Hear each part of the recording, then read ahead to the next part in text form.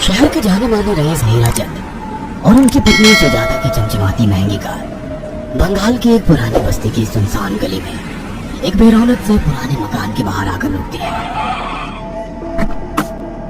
सुजाता, ये तुम मुझे किस जगह लेकर आई हो? ये तो कोई गरीबों की बस्ती लगती है। यहाँ ऐसा क्या है? हीराचंद की कुछ भी समझ में नहीं आ रहा था कि सुजाता उसे ऐसी अजीब सी जगह क्यों लाई है जिस मकान में दिन में भी अंधेरा दिख रहा था और धुआं उठ रहा था। आप मेरे साथ अंदर चलिए, सब समझ जाएंगे। यहाँ हमारी हर समस्या का समाधान मिलेगा। सुजाता और हीराचंद आशंकित कदमों से उस मकान में दाखिल होते हैं। तभी उन्हें किसी महिला की बाहरी आवाज सुनाई पड़ती है। चले आओ, चले आओ।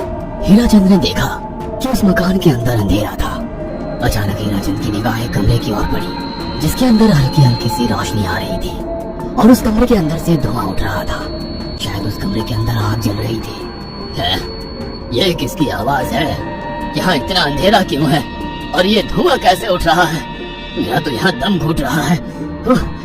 सुजाता और हीराचंद धीरे धीरे कदमों से उस कमरे के अंदर चले गए। अंदर वाले कमरे में बिखरे बाल वाली एक खूबसूरत सी बूढ़ी औरत सामने जल रही आग में एक मुर्गी की गर्दन काटकर उसका खून गिरा रही थी और मुर्गी का शरीर छटपटा रहा था। ये देखकर सुजाता को उबकाई आने लगी। हीराचंद ने सुजाता की ओर देखकर कहा, तुम ही मुझे यहाँ लेकर आई हो और खुद ही घबरा रही हो। कौन है ये भयानक सी शक्ल वाली औरत और हम यहाँ क्यों आए हैं? अचानक उस औरत ने एक झटके में मुर्गे की गर्दन धड़ से अलग कर दी। ये देखकर सुजाता के मुंह से चीख निकली और सेठ हीराचंद भी सहम गया। वो बहुत डरावना नजारा था। ये अघोराताई है। ये हमें अपनी काली तंत्र विद्या से संतान सुख प्रदान कर सकती है, इसलिए मैं आपको यहाँ लेकर आई हूँ। ऐसी बात करती हो? जहाँ बड़े से बड़े डॉक्टर सफल नहीं हुए वहाँ ये मामूली औरत क्या कर लेगी? हीराचंद की बात सुनकर अघोरिताई ने गुस्से से हीराचंद की ओर देखकर कहा, नादान हीराचंद, काली विद्या में इतनी शक्ति है कि मरे को भी जिंदा कर दे। संतान पैदा कराना कौन सा मुश्किल है? तुम्हें मेरा नाम कैसे पता? क्या तुम सच में हमें संतान सुख दिला सकती हो?